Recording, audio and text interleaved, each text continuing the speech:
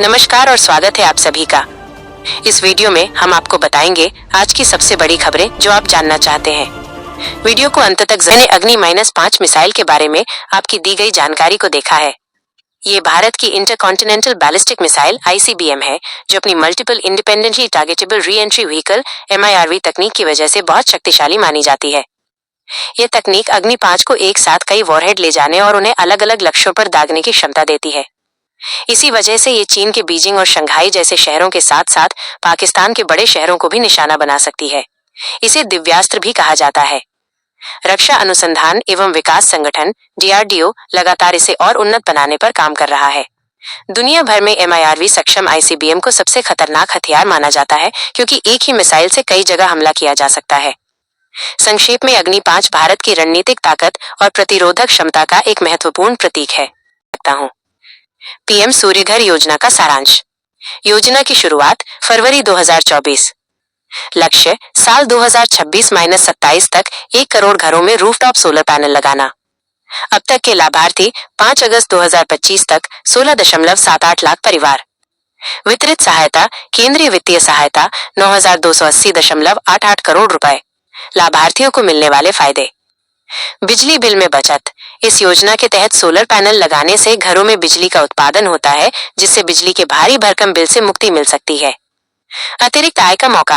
अगर आपके घर में जरूरत से ज्यादा बिजली बनती है, तो आप उस अतिरिक्त बिजली को ग्रिड में बेचकर हर महीने लगभग 15,000 रुपए की अतिरिक्त कमाई कर सकते हैं।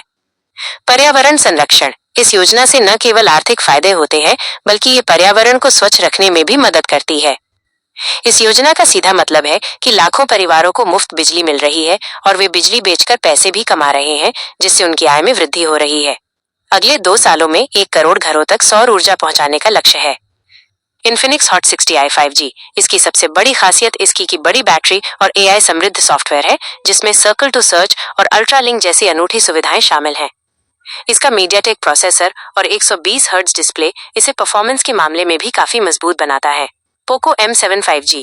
ये थोड़ी अधिक रैम, 6 गीगाबाइट, 8 गीगाबाइट विकल्प और एक बेहतर 8 MP फ्रंट कैमरे के साथ आता है, जो सेल्फी के शौकीनों के लिए एक प्लस पॉइंट है। इसमें भी 120 हर्ट्ज डिस्प्ले है और इसका स्नैपड्रैगन प्रोसेसर भी अच्छा प्रदर्शन देता है। Redmi A4 5G। Redmi 5G और पोको 5G के फीचर्स काफी हद तक समान है, क्योंकि दोनों एक ही कंपनी के ब्रांड हैं। ये भी 120 हर्ट्ज डिस्प्ले और 50 MP कैमरे के साथ एक अच्छा विकल्प है, लेकिन इसकी बेस स्टोरेज 64 गीगाबाइट थोड़ी कम है। संक्षेप में, यदि आप एक बड़ी बैटरी और नवीनतम AI सॉफ्टवेयर फीचर्स वाला फोन चाहते हैं, तो इन्फिनिक्स हॉट 60i 5G एक शानदार विकल्प है। पोको M7 5G और Redmi 5G भी दमदार विकल्प हैं, खासकर यदि आप स्नैपड्रैगन प्रोसेसर और MIUI HyperOS के साथ अधिक परिचित हैं। आपकी जरूरतें और प्राथमिकताएं ही ये तय करेंगी कि इन तीनों में से कौन सा फोन आपके लिए सबसे उपयुक्त है। पाकिस्तान के खैबर पख्तूनख्वा राज्य में शुक्रवार को भारी बारिश के बाद आई बाढ़ और भूस्खलन से हालात बहुत खराब हो गए हैं। केवल 24 घंटों में 189 लोगों की जान चली गई, जिनमें 163 पुरुष, 14 महिलाएं और 12 बच्चे शामिल थे। प्रांतीय डिजास्टर मैनेजमेंट अथॉरिटी PDMA के मुताबिक 60 से ज्यादा लोग घायल हुए हैं और अभी भी कई लोग लापता हैं। राहत और बचाव के काम के दौरान खैबर में एक हेलीकॉप्टर दुर्घटनाग्रस्त हो गया, जिसमें 2 पायलटों समेत 5 लोगों की मौत हो गई। सबसे ज्यादा तबाही खैबर के बुनर जिले में हुई है, जहां 91 लोग मारे गए। वहीं स्वात जिले में 26 घर, 3 स्कूल और 8 दूसरी इमारतें बाढ़ और भूस्खलन की वजह से पूरी तरह से बर्बाद हो गईं। हूं कि आप मेलबर्न में हुई घटना के बारे में जानना चाहते हैं। मैं इस घटना से संबंधित जानकारी देने में सक्षम हूं। ऑस्ट्रेलिया के मेलबर्न में स्वतंत्रता दिवस समारोह के दौरान कुछ खालिस्तानी समर्थकों ने भारतीय वाणिज्य दूतावास के बाहर भारतीय नागरिकों को परेशान करने की कोशिश की। ये भारतीय नागरिक शांतिपूर्वक स्वतंत्रता दिवस मना रहे थे। रिपोर्ट्स के अनुसार खालिस्तानी समर्थकों ने झंडे लहराए और नारेबाजी की, जिससे तनाव बढ़ गया। हालांकि भारतीय समुदाय ने देशभक्ति गीत गाते हुए और भारत माता की जय और वंदे मातरम के नारे लगाते हुए अपना समारोह जारी रखा और तिरंगा फहराया। इस घटना के बाद स्थिति को नियंत्रित करने के लिए पुलिस को हस्तक्षेप करना पड़ा। एक वायरल वीडियो में दोनों समूहों के बीच तीखी बहस देखी जा सकती है। ये घटना मेलबर्न में हाल ही में एक हिंदू मंदिर में हुई तोड़फोड़ के कुछ हफ्तों बाद हुई है। रविवार सुबह जम्मू कश्मीर के कठुआ जिले में 3 अलग अलग जगहों जोध घाटी, मथरेचक, बगाड़ चंगड़ा और दिलवान हुटली में बादल फटने से भारी तबाही हुई। जोध घाटी में 4 लोगों की मौत हो गई और 6 लोग घायल हुए।